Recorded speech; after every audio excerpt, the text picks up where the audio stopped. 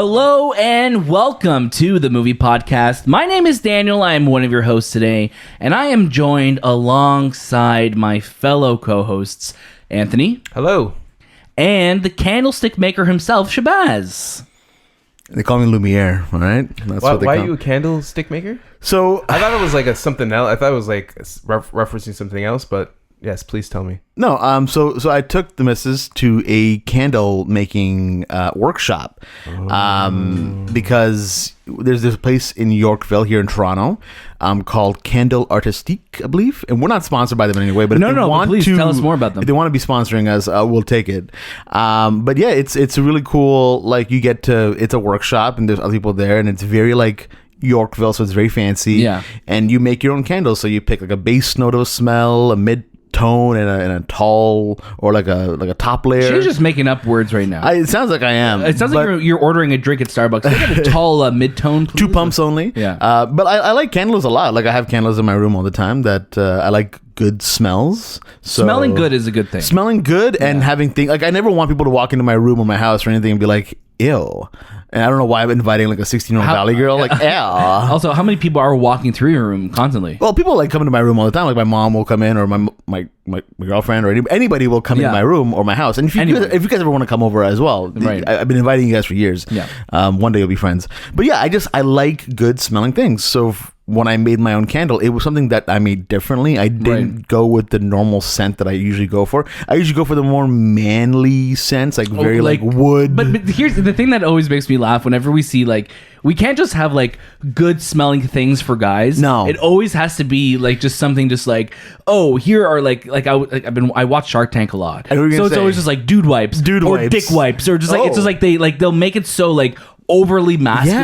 Yeah. It's like, oh, here's your bicep like wash. You're like, okay, like it's always. It can be fruity smelling. That's okay. I'm good with any kind of smell. It's just most of the men scented ones are always like, yeah, this smells like a fucking forest. Yeah, I haven't really been to a forest really that often, so I'll take your word for it. Yeah, sandalwood smells great though. It does smell great. Yeah. Sounds great. I just don't get why like I made this one a bit more like, oh well, this is the kind of smells that I typically like. Now again, here's a volcanic ash of Pompeii. Right. Okay. People are hearing this and going like, yo, Shay, why don't you just buy the non-manly smelling ones from the store? You mean the manly smelling ones? No, the non-manly ones, because I've been buying the manly ones only. Okay, got you. They don't allow me to. They check your ID. You buy manly candles? I just buy like more the men scented ones. You buy Mandels? Mandels. Yeah. Should we start that company? Mandels? I think we could pitch it on Shark Tank. We're announcing it though right now. Today on the Movie Podcast, we're so happy to announce. Someone's stealing it though right now. No, you can't, because once we say it on the show, this is timestamps. Oh. Yeah. We're already on Shark Tank. We're on Dragon's Den because we're in Canada. Oh, that's true. That's true. So we got to get a dragon. So that's the thing, man. I like candles. I've made candles, and now I'm a candle maker. So you guys got any candle questions? I would love to answer them for you. So couple quick questions before we wrap up this candle talk. What were the candles like, sticks, or were they like kind of like the 3 wick candles? We weren't doing like some pioneer shit. Like this was like a candle. Well, I mean, you were making candles, so you kind of were. Kind of. Yeah. But these were scented candles. Back in pioneer days, they were to see. Candles were a necessity. This is more like I want them to smell nice. Yeah. What's your question? I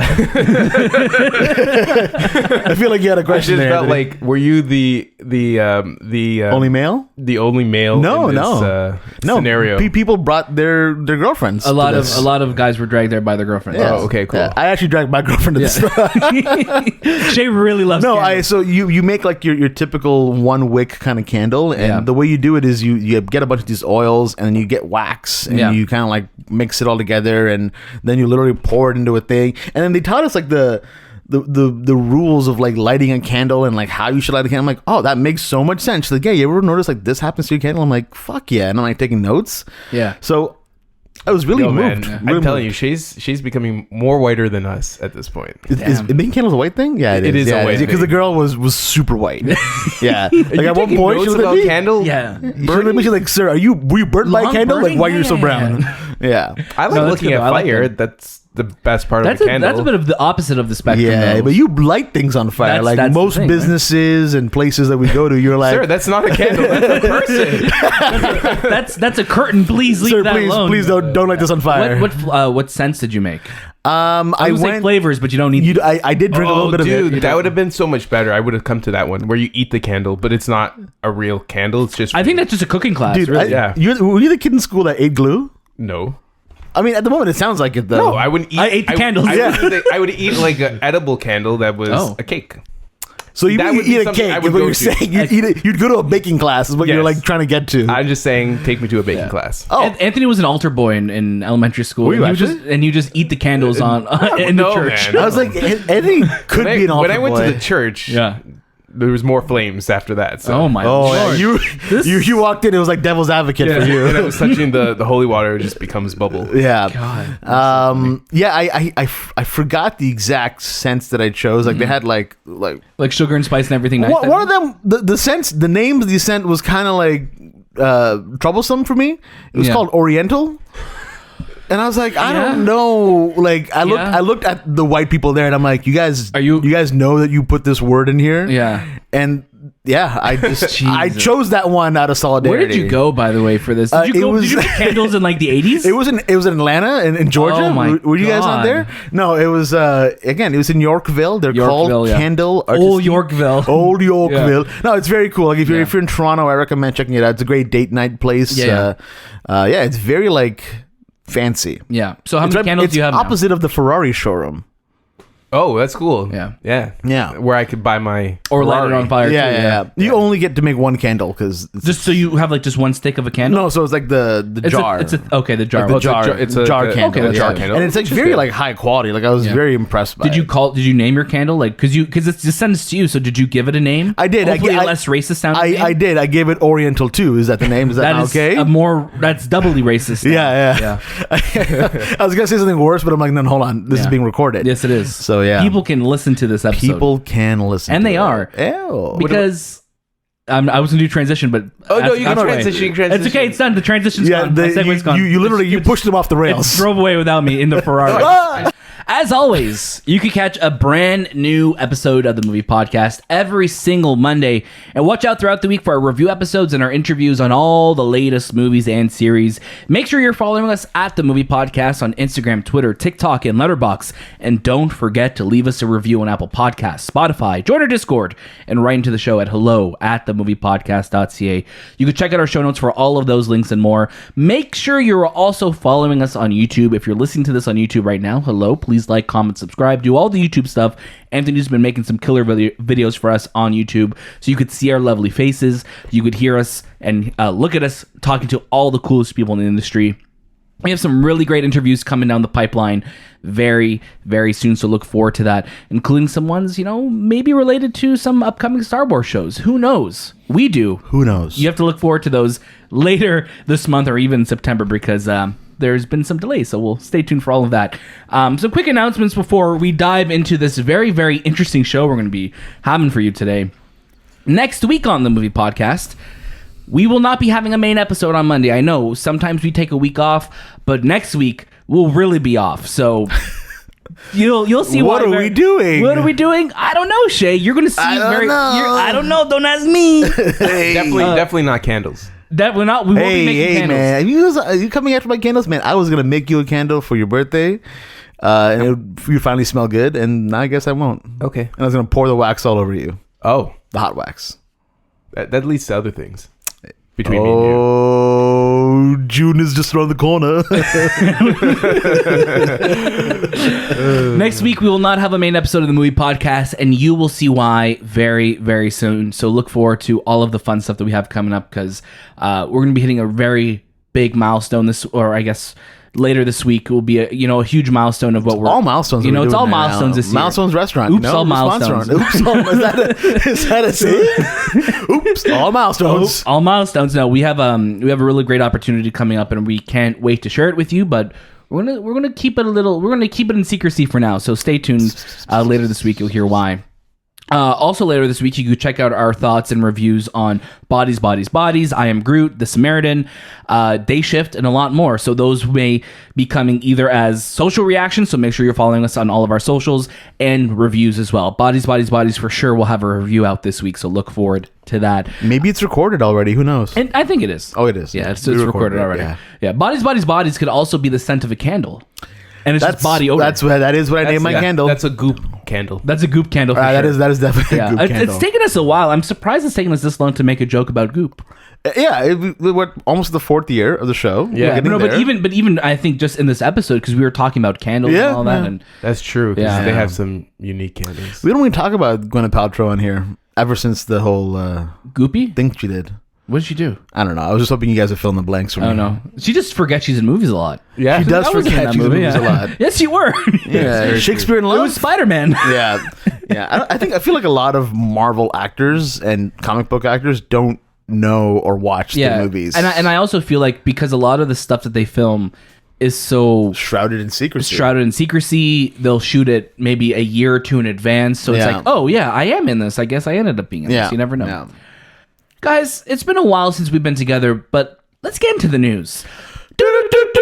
I love it. Let's start things off with something that is not at all controversial. Oh boy, I love non-controversial news. Let's get into it because we have a lot of HBO Max, we have a lot of Warner Brothers news to get to, but we have a news story that dropped this week that we got to get out of the way, and let's just get it out of the way first. James Franco to play Fidel Castro and Elena of Cuba. Mia Maestro also set opposite Ana Villafan. This has come from Anthony D'Alessandro of Deadline. Oscar nominee and 2-time Golden Globe winner James Franco will play Cuban leader Fidel Castro in Miguel Bardem's Elena of Cuba, with Imagine award winner Mia Maestro set to play Natalia Nati Ruvelleta, the Cuban-born socialite he has a passionate love affair with. This news dropped this week. We haven't heard of James Franco in a little while. Last I think we heard him in the news was when, Seth Rogen was mentioning that I won't be working with him anymore. Which we talked about as well. Which we spoke about as well at the time. And one caused a lot of controversy, of course, because James Franco, a lot of things came out about him, sexual assaults, allegations, and things that actually happened were released during the Me Too movement. And not only is that why this is controversial, it's also controversial because he is a white man who is now playing a Latin character. And this is a very interesting thing that's happening. And of course, there was a lot of outrage when this was announced. And let's get right to it. How is this still going on? John Leguizamo, who has previously been vocal about the lack of Latin representation in Hollywood, said of the casting, "How is Hollywood excluding us but stealing our narratives as well? No more appropriation in Hollywood and streamers. Boycott. This is fucked up. Plus, seriously, difficult story to tell without aggrandizement, which would be wrong. I don't got a problem with Franco, but he ain't Latino." That is coming from John Leguizamo. In response, O'Fallon, the film's producer, said in a statement to The Hollywood Reporter that he admires Leguizamo, but that his comments are a blind attack.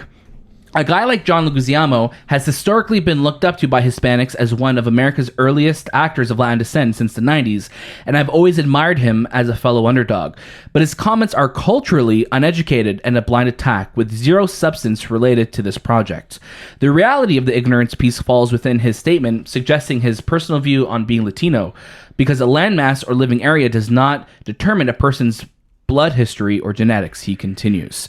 So there's been a lot going on with this. Let's unpack a little bit about this. Shay, I'm going to get you to start us off. What are your thoughts on this? What are your thoughts on James Franco coming back and of all roles playing Fidel Castro? There's definitely a lot to take away from this. I think the biggest thing is what John's kind of said here about, why are we not getting proper Latin representation? No matter what the scope or scale of the project is, we should be past that point where we're casting people that are not of that ethnicity in that role, despite how big of an actor they are. There are now really big Latin actors, so there shouldn't be a shortage of that, especially. But on top of that, it doesn't always have to also be someone that looks exactly like the person that they're portraying. You look back at a character like Steve Jobs, who was initially casted by people who looked like him, and then ended up going to Michael Fassbender, who really doesn't look anything like Steve Jobs. Granted, phenomenal performance. So you can get great performances out of people. It's about, capturing the essence of that person, not so much the likeness of them. You capture what they did, who they are. It doesn't matter if they look like them. I mean, obviously you don't want to make it too dramatic and be like, well, they were like this, now they're 18 feet tall. Like it's always, you have to play within the lines that you're working within. James Franco also, Super controversial. So why he's coming back into the world? Bizarre, beyond me, but I guess he's trying to move past what he's done, but the world doesn't forgive, and obviously we're not going to forgive because that was heinous what he's done. Right. So we can't move past that either. Also, this seems like a very low budget, small film. Granted, again, despite the size and scale of the film, he shouldn't be brought back. Just like when we heard recently that Kevin Spacey was coming back to do a film as well. Yeah. Also, small scale and everything. He's done I think a couple now since. Probably. They're probably all super like right-wing films too. Who knows? Yeah. But at the same time, yes, James, don't do this, man. Don't come back. No one's going to appreciate this. No one's going to welcome you back with open arms right now. So, I don't know. Weird beyond me, and I don't get it. It's all for the news. It's all for making a smaller budget film or a smaller production film on people's radars, if anything. And that's kind of where I'm at with it. I feel like this movie is only getting attention because of James Franco casting. Yeah, they went for controversy. You know what I mean? And like people are talking about it, and may pique people's interest more because it's James Franco in it. But I mean, when we look at people who are still working in Hollywood, I mean, we still see Woody Allen, people working with Woody Allen. We still see Roman Polanski, people working with Roman Polanski. So it's like, I don't think. And again, this is not me condoning it. It's just that it's like I'm just stating that people will still work with people who are controversial. And I think regardless of what happens, they're always going to find work somehow. And whether you support that or not, it's just like this news broke, and I'm like, okay, James Franco is trying to make a comeback, and it's like, but as Fidel Castro, weird. Yeah, it's interesting. We've been, sorry, not to cut you off there, but we've been seeing a lot more, news coming out about. Well, the dirty side of Hollywood. We've all known that side's been there. Yeah. Just recently, Jeanette McCurdy from Nickelodeon fame of I think iCarly, and Sam and Carly, or what was the show called? Yeah, Sam and Carly. I don't know if it was Sam and Carly. I that was a little bit beyond my time of Nickelodeon, but she came out. Sam and Cat. Sorry. Yeah. She played Cat, I believe. That came out. She came out about talking Sam. About. Yes, she played. That's what I said. She played Cat. Was Ariana Grande. That's what I thought. Yeah. Anyways, so many shows in Nickelodeon. Yeah. But yes, you got more information coming out about her experience with Dan Schneider and one of the directors that was a part of that Nickelodeon rise to fame, and how there was a lot of hush money being sent her way, and tried to, and she denied it. She denied it, exactly. And it's just crazy that still Dan Schneider was getting work, and I think he's still somewhere in the biz right now. I think he's still kind of like roaming the halls or lurking around making shows. It's weird. I don't get. Yeah, I mean, look at John Lasseter as well too, right? John Lasseter recently is being marketed heavily with. His name's not, but his credits are right with luck, right? It's like from the visionary creator behind Pixar, from Toy Story and Cars, right? Yeah. So it's just interesting how this happens. But we were talking too about this earlier, and it's like, but it seems like the cast and the crew and the creators behind this movie are all of Latin descent as well too. Anthony, do you want to jump in? Yeah, they're all Latinos. Yeah. So I don't know. The media is trying to twist it in a way this is James Franco's doing, in a sense. Like, right. I feel like they approached him, and from the casting director to the producers to the director to the writers, they're all Latino, so they knew who they wanted. Yeah, and it's their movie at the end of the day. And I totally agree with John Leguizamo, but it's their movie, so they get to choose who they want to play Fidel Castro. You're absolutely right. Also, the daughter of Fidel Castro is okay with James Franco playing her father. So I don't know, like, you got all these blessings, but then you have this huge issue in Hollywood where cultures are not actually utilized for their roles properly. So it's in a weird situation. Again, I don't know what the production is, the production company for this, the distribution. Is this an American produced film? I don't know. I don't think so. Is this a Mexican, Spanish? Like, is it Cuban, from Spain? Is it Cuban? Like, I don't know. I don't know where European, even probably, the actual country of origin this movie is coming out of. Yeah. So I don't know. But like, I get it. Like, everyone's like, James Franco's done shitty things 100%, but then there has to be a point where he eventually will come back. Like, he makes amends, He says he's sorry. I think, did he not say he's sorry, or he said it somehow? I think everyone always has some type of apology that they come out and then they kind of just disappear for a while, right? And then just that's Hollywood. Like you there's this other world where we're just, oh no, he cannot do anything ever again. He's not allowed to. I can't watch this man. Yeah. And I'm like, I get it, but that's not the world you live in, and Hollywood sees it differently. So, right. Yeah, Hollywood will always be I don't different, know. right?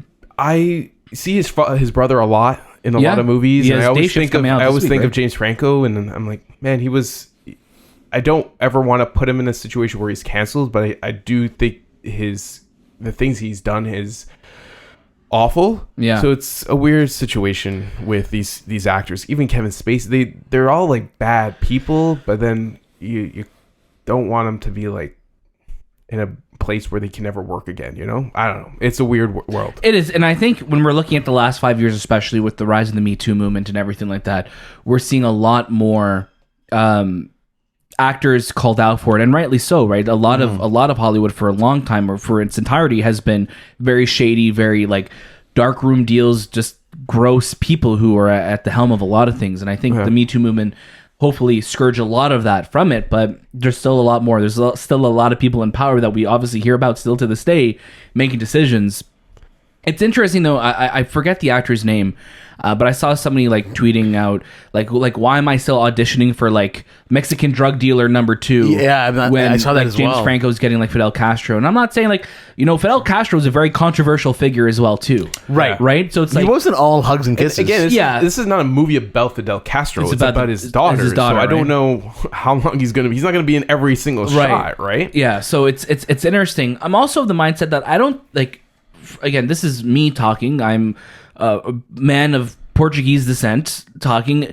It's interesting where it's like if you are like European or like if somebody wants to be like, oh, they're Portuguese in a movie or they're this, sure, but or you want to play that, play what you want. And as we said, like it's really important just to embody the essence of the character. Yeah. But I think what the issue is when people who are of that descent or from that ethnicity aren't getting roles, or they're getting roles that are just so stereotypical or just racist at the end of the day. And I think this is where the issue lies, right? 10 years ago or 15 years ago, this movie would have been like probably a big Hollywood movie, and James Franco would have been praised for being cast in a role like this. You know what I mean? So and I'm not saying it was right then. It wasn't. It's just like Hollywood has a big problem with whitewashing a lot of roles. So when you see something like this, you call it out, and then you see the team behind it, and you're like, oh, this is a team who are mostly of or Latino or Hispanic descent making this, and this is who they wanted to play him. So it's like a weird spot that we're in for this. Yeah. So it's easy for us to call it out, of course. And I'm mostly calling it out. I think mostly us three are calling it out because it's James Franco, right?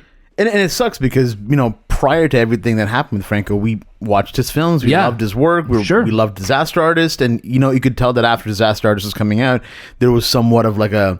It was right after the Golden Globes. Yeah, it was like, this is going to be where he kind of takes off. And everything happened. And it sucks. We also loved Kevin Spacey before everything happened. Yeah. Shit happens. It's just... The worst part is... That's pretty much all of Hollywood, though. It's just they were outed. Yeah, but I cannot see any superstar that's right now that's on the screen that has no skeletons in their closet. Sure, there's just no way. You're living the dream until the one thing comes out, right? And that's and that's why it's like. You got to be clean cut from the beginning, especially like the older generation that's in Hollywood, obviously the new ones too, but the people who could go back to the 90s, 80s, 90s, 2000s where things were so just crazy. And I'm pretty sure Brad Pitt has skeletons. I'm pretty sure George Clooney has skeletons. I'm pretty sure Tom Cruise has skeletons. There's real skeletons. A lot. That's real Halloween. The Halloween skeletons. The crazy bones. Somehow it just hasn't come out yet. Sure, it eventually will. Like it all comes out. Hollywood is not a great place, and I think there's this idea because we love movies and movie magic, but it's a pretty dark, seedy place. Hollywood. It is. And just that's the world it is. Hey, even like let's be honest. Like as much as we love Hollywood itself, like actually Hollywood. It's not a great looking place either. You ever walk down Hollywood Boulevard? You're just like, oh god, this is it. It's no bueno. I'll be honest with you, man. But yeah, I mean, we'll see what ends up happening with this movie. Does it actually get made? Who knows? Does it get released? And on top of that, like, what is the scale of this film? I don't think it's very big at all. I think it's independently funded. Yeah. This is going to be small. This is going to be interesting, but let us know what you think. As always, write into the show. Let us know what you think. Hello at TheMoviePodcast.ca. Let's go over to Warner Brothers because they've had a very quiet week, obviously. First thing we're going to talk about is I want to talk about Lady Gaga being confirmed in Joker 2 as Harley Quinn. And then we're going to lead right into, the DC news that came out and then with HBO Max. So strap in. This is coming from Zach Sharf of Variety. Lady Gaga confirmed her casting in Joker 2 by posting a musical teaser to social media. The sequel, officially titled Joker, Folie à Deux, will star Gaga opposite Joaquin Phoenix, returning to the role of Joker after winning the Oscar for Best Actor thanks to his performance in the 2019 first installment. The teaser is set to Cheek, which Gaga has famously covered in her musical career alongside Tony Bennett. Warner Brothers will release Joker Folie à Deux in theaters October 4th, 2024. So it's crazy to think that by the time this movie comes out, it would have been 5 years since the release of Joker. COVID has really just sucked time away from us. Like, it just doesn't exist. Time is not real. No. Anthony, I'm going to get you to start us off. What do you think of the Lady Gaga casting news? I was going to say Lady Gaga casting news. Casting news. We're assuming she's going to be playing Harley Quinn, right? Like, she's playing Harley Quinn, I'm pretty right? sure she's playing. Yeah. Who else is she? She's playing the Joker. Oh, yeah. She's playing the female Joker. Yeah. Which would probably be an interesting take. Which is Harley Quinn, right? Yeah, but like, what if? But like an actual female Joker. Yeah. No, but not Harley Quinn. Like, she's Joker. Oh, okay. That would be cool. Yeah. Instead of this whole Harley Quinn, like, rush that we've been on for the past 10 years. But yeah, I'm pretty sure she's going to play some sort of doctor that's going to fall in love with the Crown Prince. The Clown Prince. I don't understand what this movie is in the whole grand scheme of it, and in the whole grandness of the Warner Brothers DC universe. And it bothers me. It's like, it's a good film. Like, I don't mind it, and I like the Joker. I don't mind these stories, but what's the bigger vision for this franchise? And it bothers me that this is still coming out.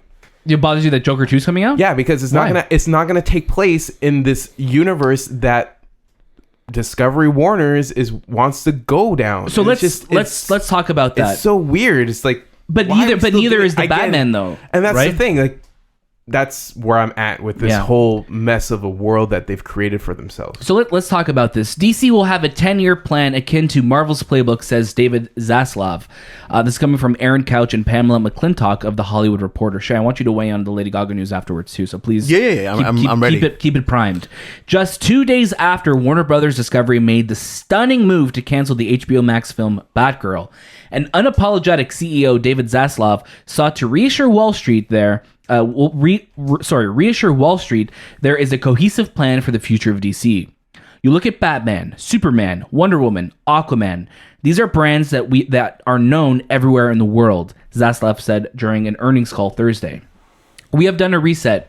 We've restructured the business where we are going to focus, where there is going to be a team with a 10-year plan focusing just on DC. We believe we can build a much more sustainable business. DC has long wished to emulate the success of the Disney-owned Marvel Studios, which Kevin Feige has built into the highest-grossing film franchise in history. Zaslav recently brought Kevin Feige's former boss, retired Disney film chief Alan Horn, who also used to work for Warner Brothers, as an advisor. During the earnings call, Zaslav suggested DC would try to emulate the Marvel playbook. So, I get it, but Warner Brothers has been trying to emulate the Marvel playbook for the last 10 years. And there's been 3 different regimes who have come in to try and do that. So that's why I'm just like, what are you doing differently? You don't have a team yet. You don't have a plan yet. What's worked in the last couple of years? Joker worked. Joker made over $1 billion. Nuts. The Batman worked. Batman made a lot of money and it was critically praised like crazy. What else? The Suicide Squad, great movie. It came out at a bad time box office wise, right? Aquaman has worked. Last Wonder Woman went right to HBO Max. Shazam did okay. You know what I mean? But Shazam is also, I think, a victim of what universe is this in? There are DC toys here, but we're getting headless cameos from Henry Cavill. You know what I mean? Or from Superman. It's such a mess. Yeah, and that's right. And I remember back in was it 2019? The CEO at that point, I think it was Kevin Tajahara, who left. He's like, no, we're gonna focus on standalone DC stories, right? And now it's kind of like you hear David Zaslav say that we're going to create a cohesiveness very similar to Marvel. How does Lady Gaga's Harley Quinn fit in with the Harley Quinn from Margot Robbie's plays? Right. Oh, it's a multiverse type of thing. But like, I still don't see it because I don't think it's real realness to that character.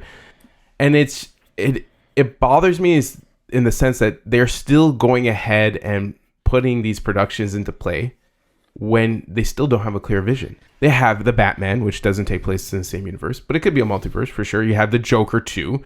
You have Aquaman. You have the Flash. You have a Batgirl who was canceled. Yeah. You have the Flash that's a mess, by the way, too, right now, right? Right. Blue Beetle. Yeah. Static Shock, I think. There was that. But I think with Static Shock wouldn't be an HBO Max movie. I don't know, but it's still like you have all these different, and you have the Black Adam, you have Shazam, you have all, but they're not taking place in the same universe. So you expect your audience to just be, that's the multiverse. That makes sense. But you're just taking that from Marvel. Marvel set that up. You can't set that up in DC without setting it up. Marvel's also set that up after 23 films and like 10 TV shows. Exactly. And it's like you can't just do that now. You have to start from ground zero. You have to start fresh. Shay, jump on in here. Let us know what you think of Lady Gaga news, and then let us know what you think about this 10-year plan. Oh yeah, I'm here for the Lady Gaga news. I think, and it's a musical. I'm here for whatever. Genius. I mean, I'm very curious though, and this might be a hot take or a controversial take here. I like the Joker. I thought it was a fantastic film. Yeah. But I think what made the Joker successful was that it wasn't original. Like in the sense that Todd Phillips really borrowed a lot from Martin Scorsese and took from a lot of places. It didn't feel like this is like Todd Phillips reinvented the genre or came out of nowhere with this crazy thing. But he did something serious. He took like inspirations, obviously, Taxi Driver, The King of Comedy. Correct. And put a Joker skin on it, right? Exactly. So what's he gonna do now? Is he gonna take from other films? Yeah. What's he gonna do now? Is he gonna try to attempt something that's originally his only? And it could, like, if it's gonna be, I when they said that this is gonna be a musical, I'm like, this is so crazy that people are going to be in. Like, people are gonna like people who never watched Joker, didn't like the 2019 Joker. They're gonna be like, shit, Lady Gaga's in this. This is going to be a musical. They're doing something so absurd. Different that people are going to be interested. 100%. And I think that's what's piqued my curiosity about it. In terms of it fitting into the grander scheme of whatever Warner Bros. Wants to do, I have given up on that idea many years ago. Yeah. I the amount of times I've heard, we're going to restart, we're going to do this, I don't give a shit anymore because the things that I have enjoyed from DC are the ones that aren't a part of the grander universe. Lo and behold, I would love to have a tied universe with characters showing up and kind of what Marvel has done, but I don't see that happening until the beginning of 2025, really, if they were to even start something. So that's my question for you. I would love, I think a great topic of the show for us to do in the next couple weeks. What are the first 5 films of this 10-year plan? Because you would think 10-year plan, you would think the 10 years would start when the first movie comes out. Now, there are rumors, and I've been seeing people talk about, and again, I don't know if this is from Zaslav's mouth or not, but that Black Adam is going to be the starting of that. Black Adam is supposed to be the first film of this new universe. I'll take your word for it. I mean, we'll watch that movie in October and we'll get an idea and a sense of like, hey, what's going on here? Yeah. Again, what did we have recently that came out where there was going to be a cameo in the movie and it ended up being nothing? nothing at all. I think it might have been on the Marvel side though. Like when it was Sony and Marvel when we were seeing Venom appear or Tom Holland appear at the end of Venom, and we're like, oh, are they gonna merge this universe together? And then when you watch Spider-Man it's an after credits. No Way Home, it really was nothing. It was just showing that a piece of the symbiote. That's it. Was left in that universe. That's right? it. Exactly. That's it. So I'm curious as to movies that are already done and pretty much like you can't just start a 10-year plan one day. Yeah, like, it takes years to write and get producers in line. You need a face for DC going forward as well. Not Jeff Johns. Don't bring a comic writer into this. Bring a producer. You need a producer who loves comics, who loves the movies, who understands how the business works. Not someone who just writes and animates. Yeah, or have people who are from the comic world part of a team. Part of the team, but don't make them the figureheads of it, right? Because Kevin Feige doesn't run on his own. He has a group of people that work. Oh. Yeah, like I feel like DC's the point where they're gonna be like, and now we've announced Jim Lee is gonna be the head of DC Films. It's like, I love Jim Lee. Yeah. He's not a producer. He's not the guy. He can be on the team, but he's not the main guy. Well, they can continue with who they have right now. Well, who do they have? Walter Hamada, whose his track record since doing this role has been really well. He's brought in bucks. He's brought in Suicide Squad, Joker. But it's also Aquaman. That thing of, are they starting fresh though, or are they continuing again? We have such a broken and fragmented DCEU. Is it going to be called? Is it the DCE? People know what MCU is. When you say DCEU to somebody, they're like, "What is that? What is that?" Like, is this, everyone just refer, like, we look at it as thinking like, oh, is this Zack Snyder's world? Like, what is this? And I think the cleanest thing for Warner Brothers to do at this point, and they may be doing it with Black Adam, is just start fresh. Start from the very beginning. Have no ties to the rest of the Snyderverse, because that is, again, not that all of it is, but it's all tainted right now. Yeah. It's all just, this is old regime. You have also a Flash movie that was supposed to be resetting the universe, which they've already said they're not doing anything with the lead character anymore. They're not working with Ezra Miller anymore. And this is going to be that film that most likely we've been hearing will probably not be marketed with Ezra Miller either, because they can't scrap this film. They also can't reshoot this film. Yeah, the movie's testing really well. Like David Zaslav loves it. And once the CEO has kind of said, I love this movie, that means it's coming out. And that's the thing, right? It's like, I feel like right now we're going to get the next Aquaman movie. We're going to get The Flash, and that's it. Like, I don't think we're getting any more with Momoa or clearly not Ezra Miller anymore. I don't think we're going to get. I have a weird feeling we're not going to get another Wonder Woman movie. I think Gal Gadot's done. Patty Jenkins is done. Yeah, WW84 did not do anything for it. So I think they're just going to, like, let's start fresh. We're going to keep going with Joker. We're going to keep going with the Batman sequel, because those have been great. And then we take it from there. James Gunn says he's still working with Warner Brothers on stuff. I could see him coming back for another WB movie. Maybe you have someone like James Gunn who's part of that team who's going to help. I don't think there'll be Peacemaker or Penguin or Arc, whatever. And those are the questions, right? Like, are those shows still happening anymore? I don't think so. Like, because the mentality behind that whole conversation was every DC thing that we do will go to theaters. So, and which is weird, because they were like, if we're going to invest money into a DC movie or a DC content, it's going to be a movie. It's not going to be a show. But then they say that they want to kind of, Marvel is their muse, in the sense that they want to follow their path. But Marvel spends like $100 million, $150 million on TV shows. Yeah, so they're still investing in their streaming platform. Yeah, but James Gunn did say season 2 of Peacemaker is safe, but does that mean? I think whatever after that is gone. Is maybe gone, and also. Once Batgirl is in the canon being edited, they could just decide not to release it too. It's right, very true. And that's the scare. Batgirl? No, I'm saying Peacemaker season 2. They could shoot it. Oh yeah. And then they could decide they're not going to release it. Is what I'm saying. Absolutely. I don't know, but you know what I mean. Absolutely. When did he say that? He just said it a couple days ago after this news broke. I just still don't think it'll happen. Though. But that's the thing. It could be all good. He could be getting thumbs up now, but up until the moment that it's supposed to come out, Warner Brothers has now set a precedent of. This could happen. Yeah. This could just be this could not be released. Anything is possible. This Zaslav dude is pretty cutthroat. Like, he cut out a movie that's pretty much done. Yeah. And from what we heard, was testing well because of a political move he wanted to make in the company to make sure that his first move in this whole world is going to be his decision. Right. Because a lot of these decisions that were made before him joining the company was from that other dude, Jason Killer. Yeah. So he greenlighted a lot of these projects, and Zaslav's like, no, I'm cutting them out. The problem is with this Zaslav dude is he's coming from a TV network type of world. So he has no idea what it's like to make films and make like this type of content for even the streaming service. The 90 Day Fiancé universe, you know what I mean? And it's Shark Week, and he's done quite a, like, he's for Discovery to make that amount of money just on TV shows is phenomenal. But you're also now dealing with a different world, a different clientele. It's a casual audience, right? Yeah, a different audience who's could be very hard to please. Yeah. So he's trying to be like this leader, and I'm like, I'm gonna make all these decisions, and that's how it's gonna be. But like I said in our other podcast, I don't know if this is good business for them in the future, because a lot of people might not work for them.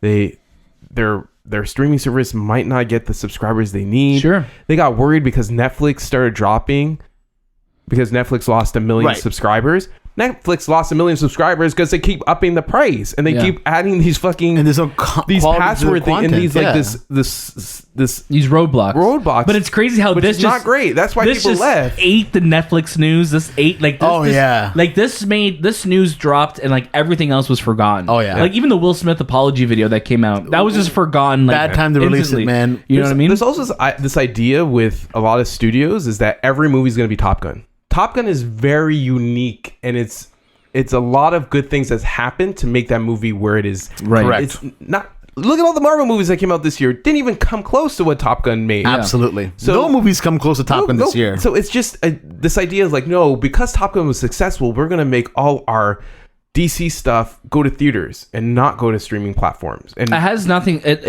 doesn't compute. It's no, like you have the future is streaming. Yeah. It is like that's the world that we live in.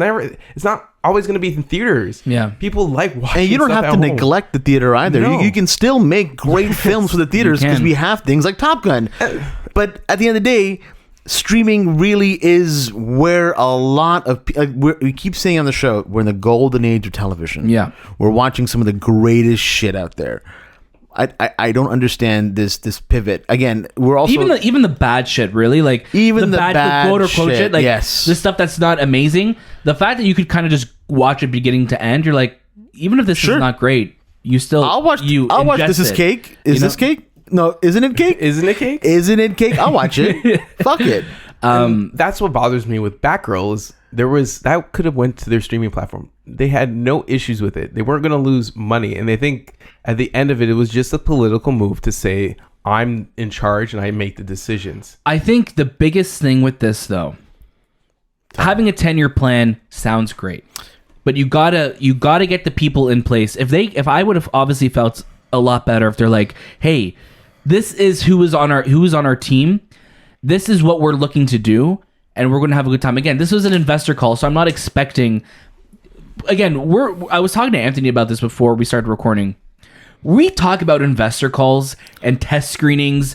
I texted you this, and we were talking about test screenings yesterday. Yeah. I was telling Anthony about like we talk about the most inside metric bullshit stuff now that's being reported on. Everything is news now, and it's just so weird that we talk about how movies are test screening. We never heard about that stuff. And it's just weird that we're in an era now that we hear all about this and nothing is a surprise anymore. Everything is leaked. Everything. You go into something knowing everything and then people are disappointed. And it's like, well, we're disappointed because you are connected to every single faction and moment and edit of a movie before it even comes out. So you're watching it knowing everything. There's no surprises.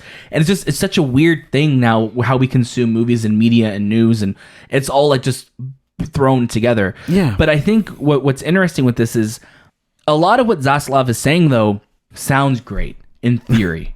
It always has though. I think Warner Brothers has a big problem with how they release a lot of their shows and movies and all of that. And I mean that in a sense where it's like, okay, you have stuff that's on HBO. Then you have HBO Max, which is its own thing. Now you have Discovery under your umbrella.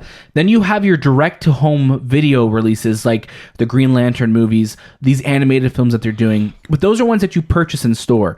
And it's like, okay, why is this all such fragmented where when you look at what Disney's doing, Disney's figured it out.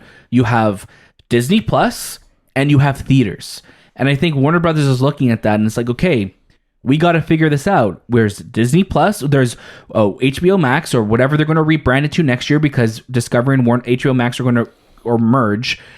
And then there's our theatrical offerings. And you got to figure that out. You got to have the two avenues. You have to always have releases coming, or you have to just figure out what you want to do. And I think first and foremost, as they said, put a good team together, have a great figurehead for that team, and look at what you want to do to release the next 10 years worth of movies. Or because in that 10 years, you'll probably have either a movie a year or a movie every other year. You have to figure out what that's going to look like. You have to figure out where Superman's going to factor in, or I'm going to go crazy. DC is in a situation where they're trying to catch up with what Disney's doing. You'll never catch up with Marvel. You're way too late. And you can see them. They're trying to like, okay, well, we'll merge all these things together because this Zaslav, the thing that he mentioned sounds like he has a game plan. It sounds like it. I know he's just saying, we need a 10-year plan. We have a team, but I feel like this guy is like really on track to creating what Marvel's done and what Disney's done. He seems the most determined. 100%.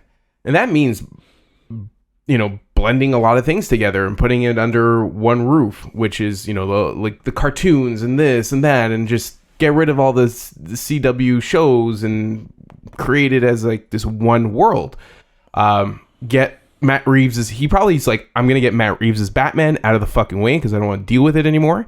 I'm going to get this Joker out of the way. They'll give him 3 movies and that's it. And they'll never see him again. Unless they make a lot of movies and they keep doing their own thing. But again, do they want to connect it? And that's the thing. We don't know what they want. I would sacrifice Matt Reeves' Batman and the Joker for a more cohesive DC universe. 100%. I think that just because I would rather watch Superman and Batman, Wonder Woman and Green Lantern all be part of the same team rather than having these standalone stories that DC thought 3 years ago made sense, which it doesn't. Or more than 3 years. Like more than 3 years ago. Next year, it was 2019. 2019 was in what general, though? Like since like they've been doing these films. That's when that Tushihara guy. Oh yeah, no, but I was going to say, but we saw Justice League came together in 2017, and then we saw them in Batman vs Superman in 2016. Ryan Reynolds' Green Lantern, and that's the other thing, right? Yeah. They tried. Green Lantern was supposed to be the first movie in a new DC universe. Didn't happen. We've had Man of Steel came out, did not light the world on fire. Man of Steel is a very controversial film with the release of it. Not as controversial as Batman vs Superman, but I get what you're saying. But that's the thing. It was mixed with critics. It's like 50-something% on Rotten Tomatoes. People either really like it or really don't like it. And then Batman vs Superman came out, and it was even worse in the sense of the reaction to it. Right? It's like a visceral reaction people have to that movie. Yeah. Right? Where it's like the worst thing they've ever seen in their life. I mean, there's a lot worse. Which is wild in my opinion, but there's Batman vs Superman has a lot of great in it, but it's a big misstep. Oh, yeah. In terms of what they need to do to build a universe, 100%. right? And then we had Justice League come out the year after that, and it's just been a mess since then. It's been Wonder Woman, success. Aquaman was a success, but it's just like they were throwing anything to see what hit. And to Anthony's point, I would love to see an interconnected universe. There's nothing that makes me happier than seeing Batman and Superman share a screen together, but that's going to take time to build, and I don't think we're going to see that happen until you establish a Batman universe and then a Superman universe and then have them meet. And I don't think it's Matt Reeves' No. I don't think it's Matt Reeves' Batman who's going to do that. But again, who Definitely knows? Not. What if Matt Reeves decides in the future, maybe we can introduce superheroes into this world, and that's where it is. But I also don't see Robert Pattinson being the guy who's going to be in a Justice League movie. No. Right? And I think that's kind of the point where we're at right now. Like it's all a huge mess. We won't be seeing anything for a while. We're probably going to get an axe to the Penguin show. We're probably going to get an axe to the Arkham show as well. And it's sad because, you know what? These are all things that we wanted. But what we want is not the bigger part of... Like, Warner Brothers doesn't listen to what we want.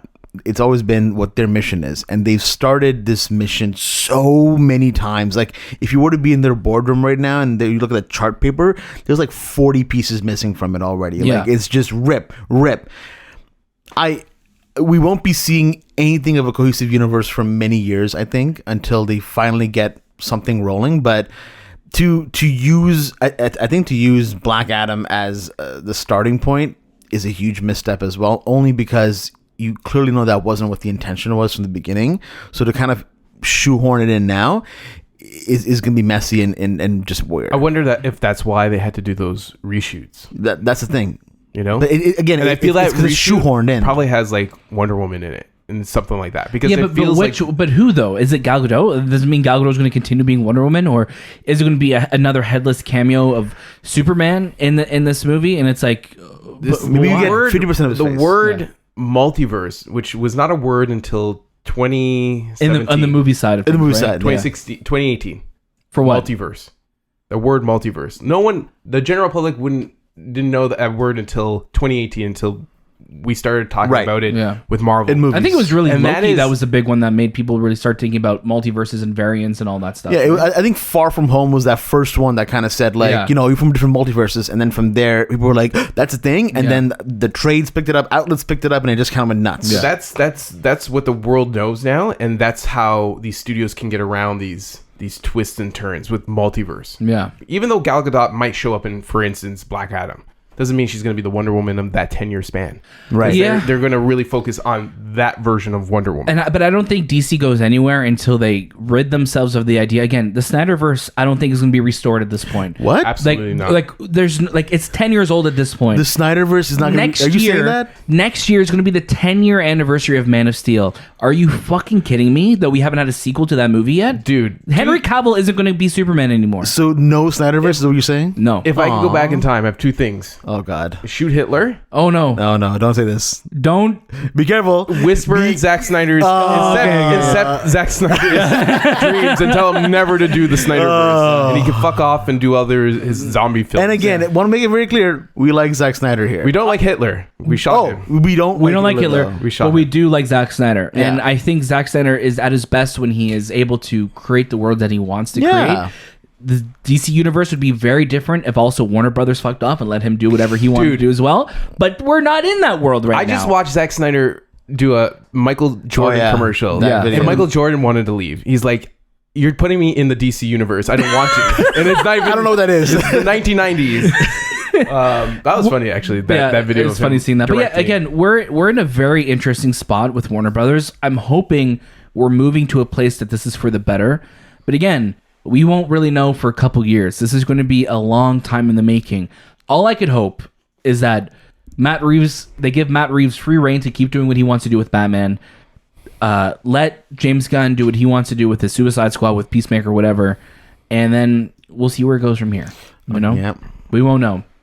But this is not all. We have more HBO Max news, more weird decisions, because HBO Max quietly removed 6 Warner Brothers streaming exclusive movies. This is coming from Todd Spangler of Variety. Warner Brothers Discovery has been quietly culling content from HBO Max, including several Warner Brothers movies that were exclusively streaming on the service, in what appears to be an effort to cut costs. Within the past few weeks, multiple Warner Brothers movies have been removed from HBO Max. To be sure, streaming platforms continuously add and remove content. What's unusual is that Warner Brothers Discovery did not announce the removals of 6 Warner Brothers streaming exclusive originals from HBO Max. The movies are available to rent and purchase through third-party VOD services, though. HBO Max's removal of the Warner Brothers movies could be part of WBD's move to get streaming content payment obligations for underperforming titles off its books. Such weird decisions happening. Again, on the financial side, like Warner Brothers is very much looking at this right now as costs and effect. What is the cost of this? Why are we paying for it? Cut it. What is this? Cut it. Why are we paying this person? Cut it. They are being so cutthroat right now. Like Anthony said, Zaslav and his team are coming in right now and they're looking at everything. What's not making us money? Get it the fuck off our books. That is their model right now. Well, they're also that merger that they did with Discovery has cost them a lot of money, so they're trying to find ways to not spend more money or get money back. So and how are they doing that? By no longer guaranteeing movies to be coming on HBO Max after 45 days, which I totally get why they're doing Makes that. sense. And HBO Max and Discovery Plus are going to be combined to a new streaming service next year. Elvis really was that first one really that kind of like started to set that movement forward of like, oh, we're not doing 45 days for this movie. Like this movie is not coming out on digital until this week or next week, as I recall. It was from my memory's a little blank. But digital is going to be this week. Digital is this week. That's it. So that it's. But I just don't get how these movies are like. Are they taking up server space? Like, what is it like? I'm assuming for every plays they get, there are different. Is there residual fees though? But I think that's the thing, right? I think there are the way streaming movies work. It's not syndicated. No. So I think it's by plays they may get certain cuts of like money to the people who are in it. But we've heard that that's not the case though. But we've been hearing that a lot of these actors have been saying that, you know, now with streaming, we just get the paycheck to make the movie and that's it. Yeah, I'm just going off of what Todd. No. I'm not saying it wrong. It's interesting, right? So it's like, very interesting. It's interesting that they're doing this, but I don't understand why you're removing now stuff. Also, from your how platform? many people are watching American Pickle again? Is it one guy watching it every week? I think so. You guys watched it, right? We watched it when it came out. When it came out. But also, to your point, Shay, Elvis is not going to be streaming on HBO Max next week. Yeah. You could buy it next week on digital, but it's not going to be streaming on HBO Max. Yeah. And anyway, it's interesting. Like when this news broke out that these movies were removed, for some reason the physical media fans kind of came out of the woodworks and were like, this is why we buy physical. And hey, us three, we were physical heads, man. We were buying physical heads. We were Blu-ray heads. We were Blu-ray heads. We had like 700, 800 Blu-rays. Yeah. But each. You know what, man? Like, I don't know if you guys know this. Houses they don't have an infinite amount of space, so it becomes hard to kind of carry physical movies. It doesn't make sense. It just doesn't make any sense. It does not make sense. It doesn't make any sense anymore. We loved buying them. I love the art, and I have so many. I still have a lot. We still have so many, but it also doesn't make sense when how we're watching on our devices now. If I buy a movie in iTunes, yes, sure, I'm running a risk. I think the odds are better for me because it's and Apple. I accept the risk. I accept the risk, but I'm also not buying as many movies. I'm not buying off of like Vudu or Cineplex movies. I'm also most movies are coming to streaming services, and that's how I'm watching them. But I'll buy a movie like The Batman. I'm going to buy Top Gun Maverick 100%. When it comes out. But it's also like I want to be able to watch it on my phone, on my iPad, on my TVs. Not every device has a Blu-ray player. Yeah, they come in digital codes, but I don't want to watch it on Google Play. And most devices now, like you look at the PS5, they doesn't even have an optical drive in it for the digital version. For digital ones, the ones that we have. Yeah, and then the Xbox Series S, same thing. No optical drive. So the world is moving to a non-physical space. Again, the last physical movie I bought was the Criterion for Parasite, and I absolutely love it. I'll still probably buy another physical movie down the road for its aesthetic. Yeah, for but its you're design, not watching it though. But I'm not watching it. That's the thing. You bought it like the same reason why I buy art books. 100%. I buy them because I want to buy something that's part of this movie. I don't want to buy like an action figure or something. Right. I want to buy something where I could have more information about how the movie was made. And I still love the artwork, the detail they put into physical, but I know that that's not the future. I understand that. You're not popping in the Parasite Blu-ray to watch that. I have never popped in the Parasite Blu-ray to watch, and it's a Criterion. I love it. Maybe one day I will. But I also know that, do I have a Blu-ray player in my room? I don't even know if I have one in my room right now. I'll be honest with you. It's crazy because I know how obsessed we were with Blu-rays. We were so obsessed. Up until 2016, 2017, we were like, every week buying, what did you buy? Like hauls and hauls. And also there was a period in Canada where iTunes didn't have tax on digital film. So we were really loving it. Now that's not the case anymore. So that's why we were able to buy so much of our collection digitally so easily. You paid $5, you paid $5. That's it. And it was fantastic. But to say like, oh, this is why physical media is important. I understand that. You're right. But when you're buying digital, you have to accept the risk that, yes, you don't own it. Right. You also have to accept the risk that make sure you're buying from a reputable place. Like buying from iTunes, you could hate Apple all you want, but they're not going away. Yeah. iTunes isn't going to go away. You're like, no, I hate Apple. I'm going to buy from fucking Flickster. Shut up. Like buy from a place where you know that it's actually going to be on a fucking server. Don't buy from YouTube even. Like why do I hear people buy YouTube movies and I'm like, why would you buy on YouTube? Like that's weird. That is strange because Google is known notorious for axing things. Let's just not do this anymore. Look at Stadia. Stadia's days are numbers. I feel right and now, granted, they're a huge company, but Apple's investment into digital, is unparamount. Apple is also a company that they were built on computers, but Apple is the house that the iPod built. The Apple of the last 20 years. They know media. Is the house that Apple and iTunes and digital media built Apple what it is today. The iTunes store is one of the greatest inventions that Apple has. Right, and I think that's the thing where like this is regardless of what happens, Apple is committed to this. They have Apple TV Plus. They'll always be committed to having that media platform. But again, going back to why were these removed from HBO Max? They're still on Crave. They're still everywhere else. It's so weird. Again, I think this is not obviously. This has been a week of just weird ass decisions. Anthony, any thoughts on any of this before we move on? No, I just think the 45-day window is a big mistake on their part. Because of the amount of decrease we see every week with a film. Yeah, but do you think other than Top Gun? But do you think though that it makes sense if Elvis is still making money? Do you think that it makes sense for them to then have it by case? Have it come out in theaters and but it will cut the theater, I guess, the revenue. People could watch it. It doesn't matter. You're still making revenue. You're still making more money at home because you're charging more than you are for a ticket. Yeah, but I guess there are back end things. I just don't see how you go back in time. It's like you're thinking like you were in the 90s. Yeah, even pre-pandemic, right? Pre-pandemic. We're trying to evolve and trying to try something new, and you're like, no, 45-day window is not going to work for us. It's going to work for Disney. And Disney's going to be successful because people will sign up for Disney Plus. But and Disney also, a lot of their films just make so much money in that first month, and then they'll have another movie come out, and where Warner Brothers doesn't have as many movies coming out as Disney would. So right? Here's my question in regards to that. Like, you look at Pixar movies, for example, with Disney, like Lightyear didn't really light the world on fire in terms of box office.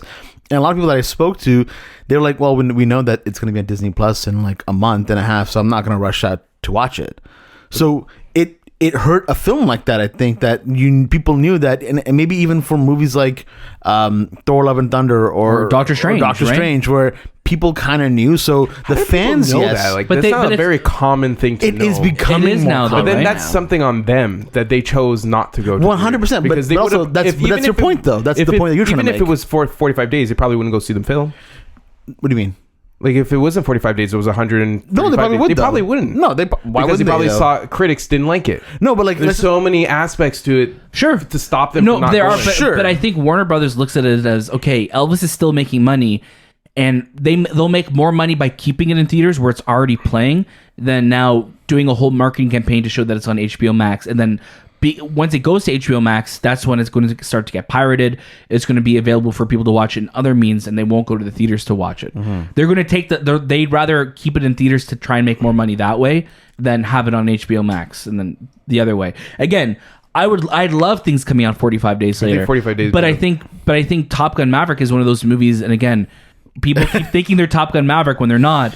Top Gun Maverick has been making over $10 million every single weekend for almost 3 months now. It hasn't been less than 10 million. But there's a lot that goes with that. Right. Yes. Culturally, it's an American film. But it's also a really well-made movie, 100%. Right? Yeah. It also has a not great script. The script is like everything they say is something that's not believable. But it works for that film. Right. But I don't think people are looking at it like, well, I don't think it's a bad script, me personally, but I think it's like, just... Some of the things they say is just...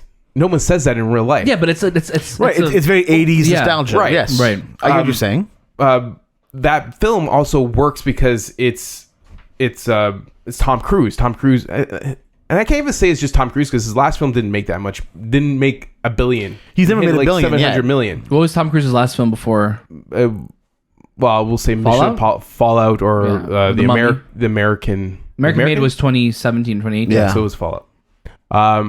So it's very unique in that sense. So when you try to emote or be like Top Gun, you're never going to be like. It's like being like Titanic. Titanic has no business making all that money, but it did. Yeah.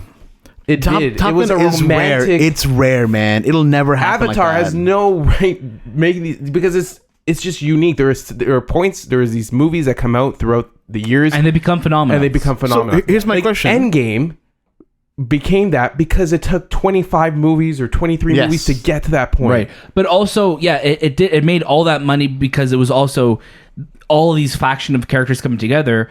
But all the Marvel movies up to that point were also making close to $1 billion or over $1 billion too, right? Is Avatar 2 going to be a 45-day theatrical window kind of film. I know that it's 20th Century Fox. I don't think it's going to be. I also don't think Wakanda Forever is going to be either. Yeah, that's bold. I don't think it is. But also, Disney hasn't been adamant on 45 days. It always hasn't been 45 days on the nose. It's been kind of hovering around it. It's been the ball, yeah. So I don't think Wakanda Forever is going to be that, and I don't think Avatar is either. I think both of them are going to be making a lot of money. And if Wakanda Forever is coming out November. Let me tell you right now, Wakanda Forever is coming out November 11th. So that's going to be right in the middle of December. I don't think they're going to put Wakanda Forever because I think there's going to be a huge amount of people who go see that on Christmas. Still. I believe. So I don't see Wakanda. Other movies that are going to like take that revenue. Away from them. But it's Wakanda. But it's Black Panther though, right? And what other films are coming after that? Avatar, which is their own production, anyway. Right? So I think they're going to keep it. I don't think we see Wakanda again. This is just me predicting. I don't think we see Wakanda Forever streaming on Disney Plus until sometime in January. I don't think they're going to give up on the Christmas crowd. It all depends on how much it drops the next week and the next week and then the next week. And it's hard to imagine a movie like that dropping substantially. Again, depends on reviews, depends on so much. But there's so much behind that film right now that it could be the $1 billion that Disney needs for a Marvel film this year. Yeah. So again, there's lots of stipulations here, but I think it makes sense for Warner Brothers to look at it after like... Not everything does. Selfishly, I want it because it's nice, but it's also that weird thing where it's like, oh, this is streaming already? Like Minions is streaming already? Like I was watching Lightyear at home and I was like, oh, streaming already. Yeah. That's crazy. It's just it's so weird to see. That's the world we should be living in. Sure. That's the thing. I get what you're saying. I get what you're saying, man. Like, that's how it should work. But studios are always going to want to squeeze every little drop of money they can. And then, you know what happens to them? They become like Netflix. They lose subscribers. They lose people because they're just like, they're not progressing. They're regressing. They're going back in time. What do you guys think HBO Max and Discovery Plus, do you think they're going to rename it, or do you think they're going to keep the HBO Max name? I think all of us, I've always hated HBO Max as a name because it's like you are not a subsidiary of HBO. HBO is its own thing, and I think by calling it HBO Max, you are diminishing the HBO brand. Yeah. I have HBO part of you, but I get why they wanted HBO because HBO is synonymous with quantity or with quality, right? Yeah. What are they going to call this? Do you think they're going to call this like Discovery Plus? Like, do you think they're going to call it WB Discovery? Yeah. Like, I think they already have Discovery Plus, and I think they do have Discovery Plus. They have a category on Discovery Plus for CNN, which is something that they, Warner Brothers before the merger spent like $500 million, and then Discovery canceled it. Yeah. You think the movie was bad? Yeah. They canceled a $300 million streaming service after a month, and streaming service after a month. Yeah. I remember watching because it was during the Ukraine war, and it was during that initial time, and they were like, CNN Plus, CNN Plus, CNN Plus, CNN Plus, CNN Plus, CNN Plus. And then 4 days later, after it came out, it's gone. 45 days. They're like 45 days we canceled this. I think out of theaters. I think it would be called Warner Brothers Discovery. Yeah, WBD. Yeah, it doesn't sound nice though. Or just not at all. You know what would be Brothers Warner Plus. Warner Plus would be great. I'll take Warner Plus. Warner Plus is great. I think the Warner name is stronger than the Discovery name. 100%. You know what I mean? So just call it Warner Plus. It's all part of it. Paramount Plus, Warner Plus, Disney. All the umbrellas. Call it Snyderverse Plus, and then everyone will sign up. Right? Is that how it works? I'm pretty sure a lot of people will just for the name easily. A lot of bots will, for sure. Devil in a White City ordered to series at Hulu. Keanu Reeves a star from producers Martin Scorsese and Leonardo DiCaprio. This is an interesting update that we got this week. Keanu Reeves is a very interesting actor because he's synonymously like a huge star, but also an underdog. I feel like when it comes to like being cast and things. He's been cast in quite a bit of like directors love him. Yeah. From Bram Stoker's Dracula to now but like recently though, in the last 10 years, film. Right? Yeah. And even like Brian De Palma's had him. Like he's been in pretty much, and he's worked with quite a bit of stars. Yeah. We always look at Keanu being like like Keanu, like he's the same in every movie, but he's not. He's grown in everything, and directors like him. And I think Leonardo DiCaprio and Martin Scorsese see something in him as well. I forgot who's directing the Devil in the White City, but it is produced by Leo and by Martin, so they're going to be a huge part of who they select as well. But it's nice to see him in something that's different. Todd Field directed what?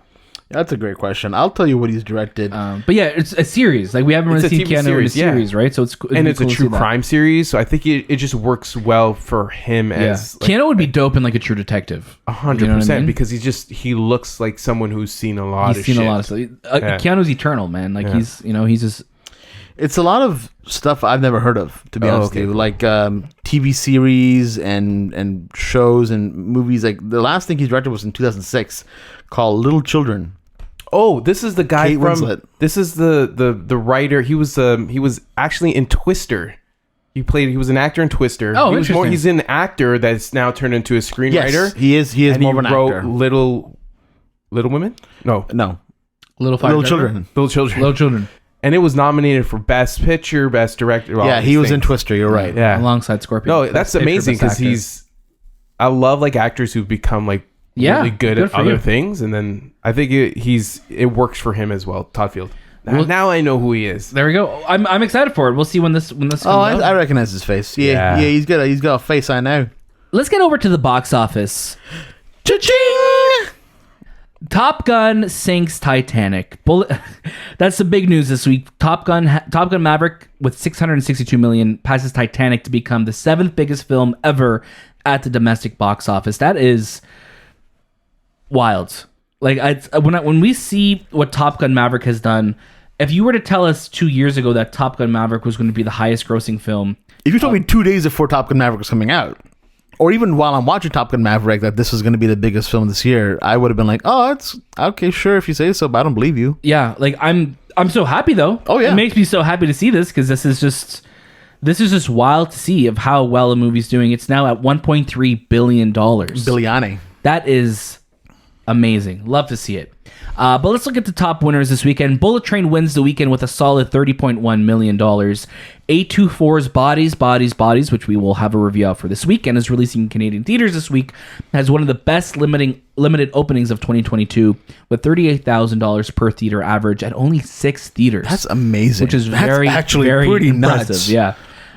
With $316 million.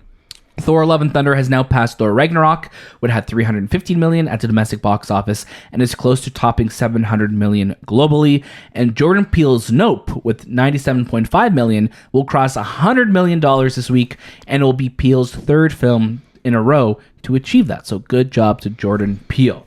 Now, any thoughts on box office? I'm happy to see Bodies in 6 theaters did really, really well. Killing it, yeah. A24, they make great films, but now it's nice to see them also profiting a lot from their movies too. I mean, we have Everything Everywhere All at Once, which is just crushing it. It's their biggest movie of all time. Biggest movie ever, yeah. So that's amazing. Top Gun obviously doing great. No surprise here on Bullet Train. I mean, it has the cast and crew. I just wonder if it will have the legs, or will it be able to make more stops on this journey that it's on? Because again, we weren't huge on this movie, and I feel like it's been very mixed online. I've seen, I guess, more negative than positive on it. So I'm curious, word of mouth, how it spreads. Do people want to go see it in theaters, or are people just going to wait till it comes out on streaming at some point? Yeah. So it all depends on what's coming out next week, and it doesn't have much going against it. No. Bullet Train is the last big film of the summer. Yeah. So there's really no competition for it. So it could easily, keep going at this rate and become number one, or guess what? Maybe Top Gun Maverick becomes number one again. Like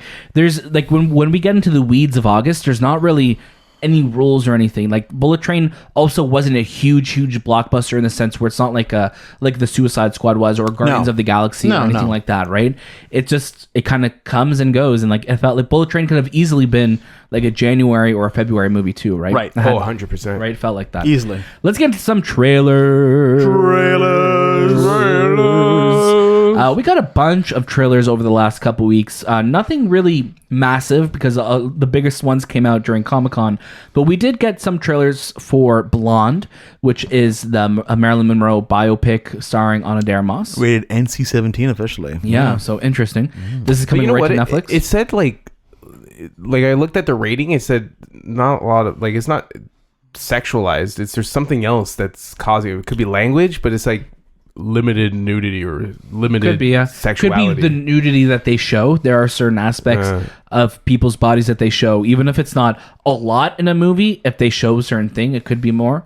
it's interesting. I'm really curious because this has been very controversial. This film, right? We've been hearing a lot about this movie over the last year and how it was apparently unwatchable. It was a mess, and then now they're still going to release it. So who knows? It's premiering at Venice Film Festival, right? Yeah. So which is big. Yeah, big which things. is in the next couple weeks, right? Yeah, big things. So we'll hear very soon. We got the trailer for Pearl, which is the prequel to X, which we really loved here on the Movie Podcast.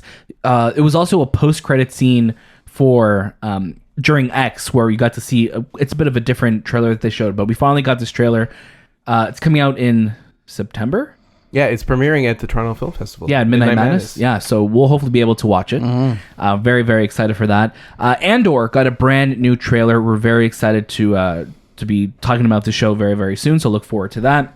We also got to... we could say who we spoke to from the show, right? We spoke to people from the show. Yeah, we spoke to some people from the show, so you can look forward to our interviews very soon for that, too. Yeah. We got a trailer for Devotion, which is the Jonathan Majors-led... and Glenn Powell Korean War They're film. really banking on Glenn Powell. Glenn Powell is all over the trailer. I don't know if this movie's gonna do actually well, but let's. It's like they could have called this movie like Top Gun, whatever Gun Toppers. Like the prequel to Top Gun. It's just Glenn Powell's like grandpa or something like this. Yeah, like fighting in this war. Yeah, it's funny. And then we got a trailer for The Banshees of Inisherin, which is starring Brendan Gleeson and Barry Keoghan and Colin Farrell. So all of our Irish actors are on this. It's looks great. It's from the writer and director of 3 Billboards. Yeah. So it looks really, really good. And Brendan Gleeson just always freaks me out in movies. He's always just Mad Eye Moody to me. So it's good. Out this week, Bodies, Bodies, Bodies is being released in Canada, so you'll be able to watch in Canadian theaters. Also, A League of Their Own, which is a Prime Video original series, will be streaming this week with all 8 episodes. So you'll be able to watch it very, very soon. Let's get into what we're watching. I'm going to get Anthony to start us off. Yeah, this week, it's a combination of this week and last week. So Bullet Train being one of them, there's a review for it on our feed. I watched 21 Jump Street, 22 Jump Street, put on Terminator 2, Starship Troopers, Heat, and Hereditary. And I watched Westworld, Pretty Little Liars, Original Sin, and probably my favorite of the week, Light and Magic, which is a really interesting documentary on how ILM became ILM and where it started and where it is at now. It's actually fantastic. It's almost like it literally is magic what these unreal creators did for the very first Star Wars to Poltergeist to E.T. to Jurassic Park and Abyss and Pixar and all these amazing things that came out of this idea that George Lucas had. Yeah. And I know we talk about like these visionaries like Steve Jobs being a visionary for computers. I think George Lucas is right there with him. George Lucas gave us ILM, Skywalker Sound. He was one of the THX. Pixar was an offshoot of what he created, and then they turned it to Pixar. Like Photoshop. Everything, it was right? Pixar, right? Like the machine they created was called a Pixar machine. The Pixar man, right? Made cartoon or animated cartoons, and he had to sell a lot of it, right? During his because he realized like I couldn't do that because I had to focus on this. Digital editing, digital audio, so much motion cameras, all these amazing things that we use in the industry right now, and even for us.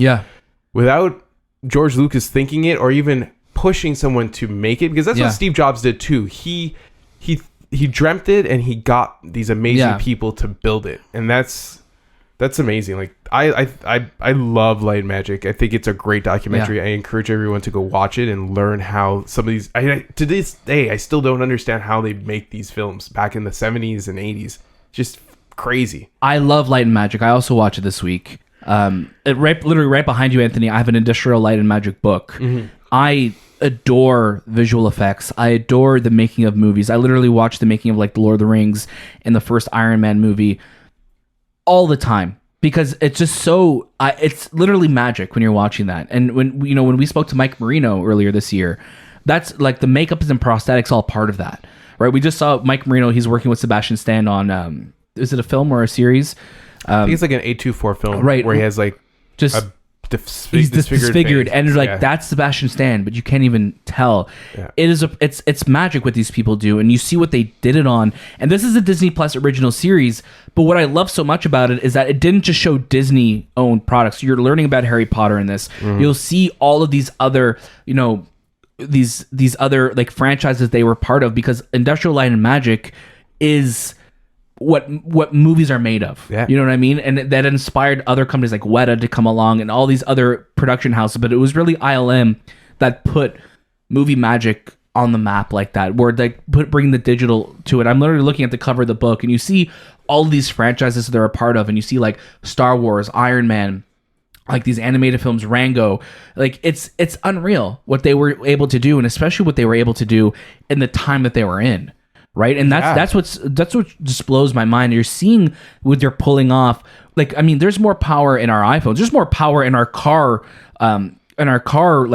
systems, stereo than the computer systems that they had back in the day. And they're creating magic. And it's really incredible to see that. I would say the first 3 or 4 episodes really, like, because our foundation now, we know that computers generate CG. And you could really, and I'm not saying it's not hard to make CG or visual effects, but it's more understandable. And you could wrap your head around the idea of it, right? But what they had to do for Star Wars, for Empire Strikes Back, and for Return of the Jedi, and then all the other things in between, it's like I still don't understand how they make it. Yeah, it's like, wild. I still don't understand how they were able to composite without machines and computers, and it's crazy. It's crazy what they were able to, and it's a mixture of hardware and software and just these geniuses who are putting in work. And I think that's one of the things I remember at the time when Disney bought Lucasfilm. I'm like, they're getting Skywalker Sound, which is like the place that mixes and does sound effects in the Hollywood, and they're getting ILM under their belts too. So like that was a huge deal when that happened, and it just wild to see. And I'm so glad that there is a documentary series like this, and I love, because I also know that we've been watching the assembled making of like Marvel series for the movies and shows. I love seeing the work that goes behind it, because that, I think, is the magic of it all. We get to see the end product, but you really get to see how things are created. We here on the Movie Podcast not only love movies, but we love how they're made. Yeah, we do. Well said. One really cool thing about the doc is George Lucas is in it. He's in it a lot, and there's even like I think one episode that really focuses on him. So it was just nice to see him on the screen. Yeah, of course. Steven Spielberg's there as well. James Cameron's there. Howard's there. Ron Howard. He, I think, produced it. Yeah.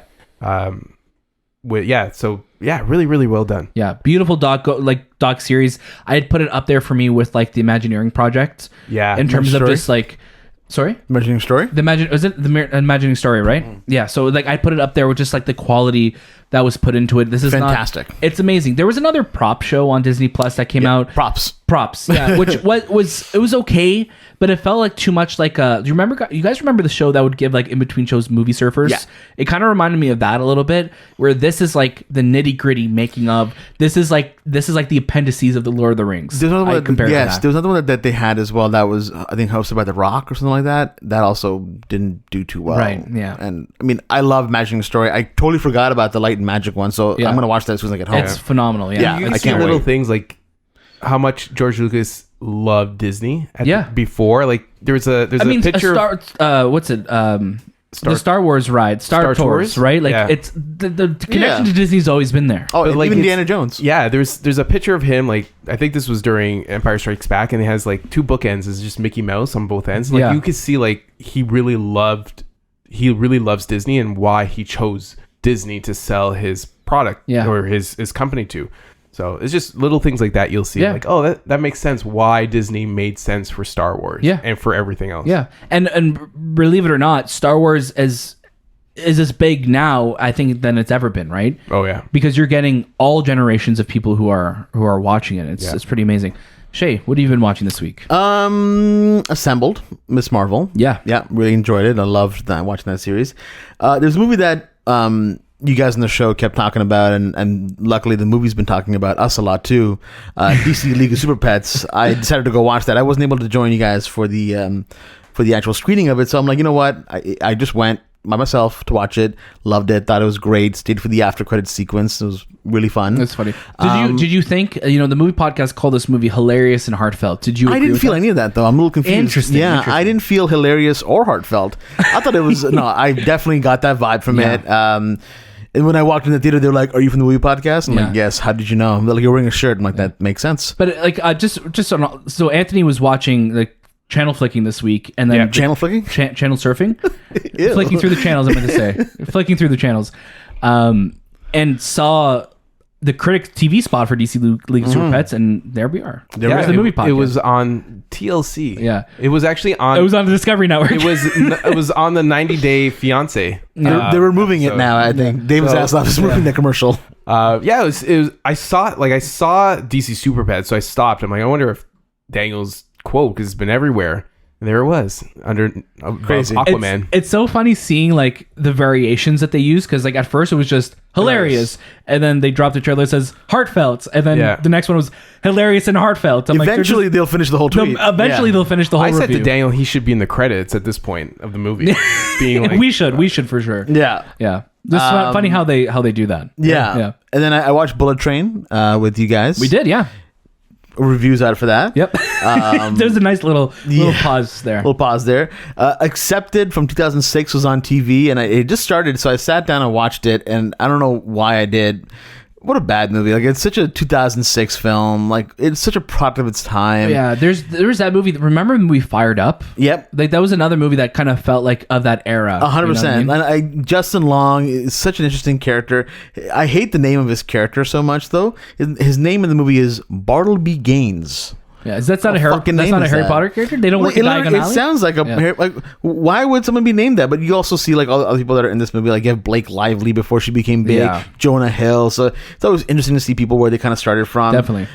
Restarted Stranger Things 4 because I feel like it's been enough time for me not separated from it. I want to watch it as a whole. Yeah, loving it. What a great season this was. And can I say I watched this other thing? I think it's redacted. So you're watching redacted. We're watching redacted. Yeah, I watched a couple things actually that are redacted, so we can't say what they are. Yeah. So redacted is a great thing that we could talk about. I think redacted is funny. Yeah. I think the other redacted thing is really cool. Yeah. But man, these redacteds are pretty wicked. The redacteds are the redacted ones. Yeah. You know what I mean?